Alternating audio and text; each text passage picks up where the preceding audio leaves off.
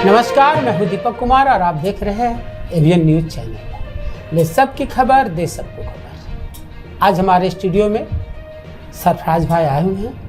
ये कम ही उम्र में एक अच्छा व्यापारी भी हैं, बहुत बढ़िया समाज सेवी भी हैं और कम ही उम्र में राजनीतिक के ऐसे घराना से हैं।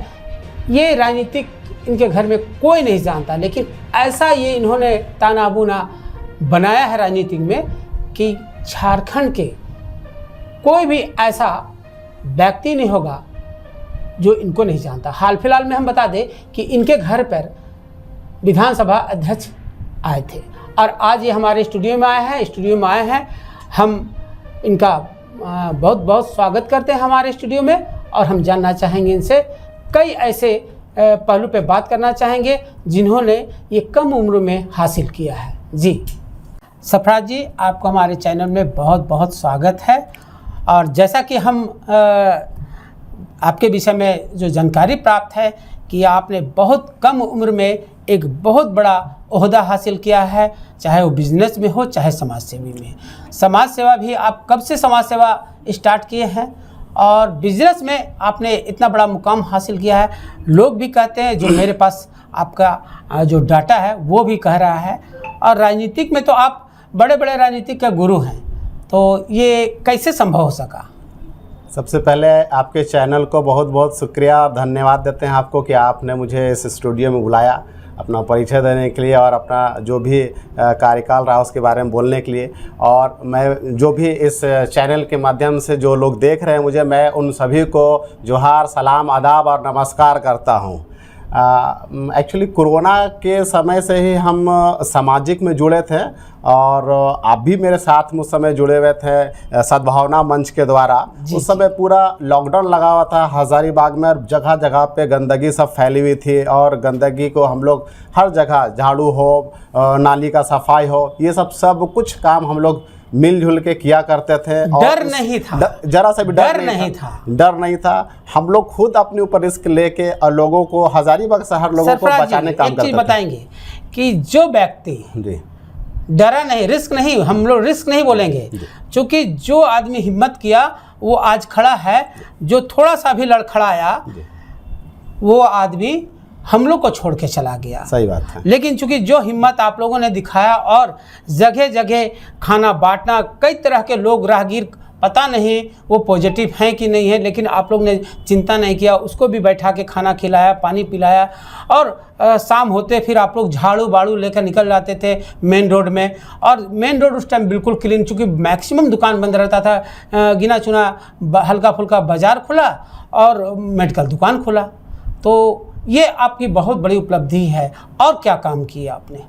और अभी एक तरह का हम सामाजिक सेवा तो कर ही रहे लोगों को। बहुत सारे लोग को देखिएगा जो मिडिल फैमिली के लोग होते हैं जिसके साथ कुछ प्रॉब्लम होता है, जैसे थाना पुलिस का कुछ प्रॉब्लम हो गया है, जो थाना जाने से डरते हैं। खास करके जब से ये सरकार बनी है तो जो भी आवेदक रहते हैं, जो भुक्तभोगी रहते हैं, उसको अच्छे से थाने वाले भी ट्रीट करते हैं और उन लोगों का काम करते हैं, उन लोगों का सहयोग करवाते हैं। कहीं पर कुछ प्रॉब्लम हो रहा है उसको हम निपटारा करवा देते हैं। और साथ में आपका ब्लॉक लोग का जो मसला है, छोटा मोटा जो भी कुछ ज़मीन कोई लिए हैं या किसी का कुछ मसला हो गया, खाता प्लॉट कुछ भी चेंजिंग है, कुछ भी है, लोगों को परेशान नहीं होने देते, लोगों को परेशान वाले लोग जो आते हैं आप उनका समाधान कर देते हैं। जी, बहुत सारे लोगों का राशन कार्ड नहीं है, उन लोगों को मदद करना। और खास करके एक चीज़ और है कि हम अपने जन्मदिन के दिन पे हम ब्लड डोनेट करते हैं। पहले तो मजार शरीफ पे दुआ करते हैं जाके अपने लिए लंबी उम्र के लिए, कि जितना दिन उम्र मेरा रहेगा उतना दिन तक लोगों का सेवा करते रहेंगे। और साथ में ब्लड डोनेट मेरा रेगुलर चलते रहता है और लोगों को हम ब्लड डोनेट के लिए प्रोत्साहित भी करते हैं और लोगों को बोलते हैं कि बड़ा दान है, इससे आप जुड़िए। कम से कम खून के अभाव में किसी का जान मौत नहीं हो। हाँ। और हम हर साल अपने जन्मदिन के अलावा भी हर 3-3 महीना में हम ब्लड डोनेट अपना करते हैं। कहावत है इसमें, रक्तदान महादान। तो ये इससे बड़ा कोई दान नहीं हो सकता है। ना वो जात देखता है, ना धर्म देखता है, सिर्फ देखता है इंसानियत, और इंसानियत के नाते वो ब्लड उसको चढ़ जाता है। हम एक चीज़ बोलना चाहेंगे आपको, भारत का एक बहुत बड़ा संस्था है थाना पुलिस।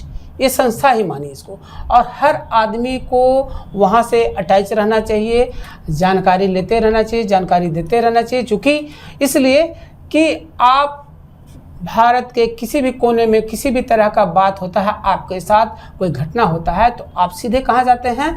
थाना जाते हैं, और थाना से ही समाधान होता है। और हर आदमी को चाहिए कि हमको, हर व्यक्ति को थाना से संपर्क बना के रखने में अच्छा है कि किसी भी तरह से अगर शहर में किसी तरह का बात हो जाए, गलत बात हो जाए, कहीं ऊंच नीच हो जाए, तो वो थाना को हेल्प करे।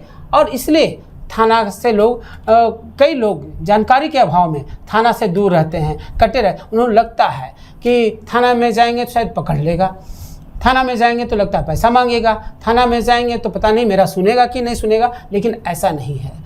थाना एक ऐसा संस्था है जहाँ पे हर व्यक्ति का अपना महत्व है। आप जाएंगे, कई ऐसे थाना है जो मॉडल थाना है, वहाँ पानी तक की व्यवस्था है। पानी तो हर जगह व्यवस्था है, लेकिन कई ऐसे मॉडल थाना है जहाँ पे पानी, बैठने की व्यवस्था, और आपको आराम से आपकी बात सुनेंगे। कल ही एक वीडियो था, एक एसपी साहब ट्रांसफ़र हुए, उनके स्वागत में कई किलोमीटर तक लोग खड़ा उनको फूल माला से लाद दिया। तो ये सब भी थाना का अंग है, संस्था का अंग है। उन्होंने अच्छा काम किया और सबको अच्छा काम करना चाहिए। सरफराज जी, हम थाना के लिए थोड़ा सा ज़्यादा हम बोल दिए, लेकिन हम चाहते हैं कि ऐसे लोग, जो लोग आपके पास आते हैं कि किसी भी समस्या को लेकर, बड़ा आराम से आप उनके समस्या का समाधान कर देते हैं। लेकिन हाल फिलहाल में हम लोग गए थे आपके घर, तो देखे थे कि विधानसभा अध्यक्ष लगातार दूसरा तीसरा बार आपके यहाँ आए।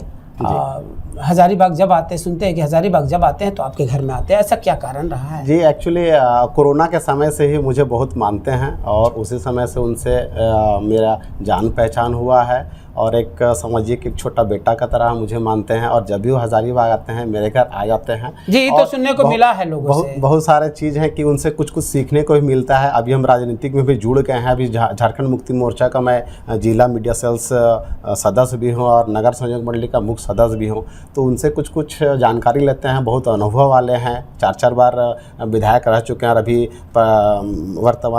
वर्तमान में आप विधानसभा अध्यक्ष भी हैं। तो इसीलिए उनके साथ में अटैचमेंट भी है, कुछ कुछ सीखते भी हैं और बहुत सारी चीज़ बताते भी हैं समाज के लिए, क्या काम करना नहीं करना है। सरकार का भी बहुत सारी योजनाएं हैं, वो सब के लिए भी ऐसा धरातल पे लाना है। तो ये सब सीखते रहते हैं सर से भी। और नहीं, राजनीतिक भी कोई बुरा चीज़ नहीं है, वो भी एक समाज का रास्ता है। आप जब राजनीतिक में आते हैं तो आपको बहुत विस्तार से समाज सेवा करने का मौका मिलता है। तो हमको ऐसा लगता है कि जो आपने राजनीतिक में आकर समाज सेवा जो स्टार्ट किया है, आप बहुत पहले से करते भी आ रहे हैं। लगभग हमको लगता है कोरोना काल में तो बहुत चढ़ बढ़ के हिस्सा लिए आप, जैसा कि आपने बताया भी और मैंने देखा भी है आपको कोरोना काल में। राजनीतिक में और क्या करना चाहते हैं, क्या उद्देश्य है आपका राजनीतिक के पीछे? एक्चुअली राजनीतिक में जुड़ने के पीछे कारण है समाज सेवा भी करके आप लोगों को तक मदद पहुंचा सकते हैं। हम अगर राजनीति में जुड़ गए हैं तो आप अपनी बात ऊपर तक भी रख सकते हैं। अगर कहीं पे कुछ काम नहीं हो रहा, कुछ डेवलपमेंट नहीं हो रहा, तो आप अपनी सरकार तक बात रख के उस काम को प्रेशर दे के करवा सकते हैं। इसलिए एक राजनीतिक में जुड़े हुए हैं हम।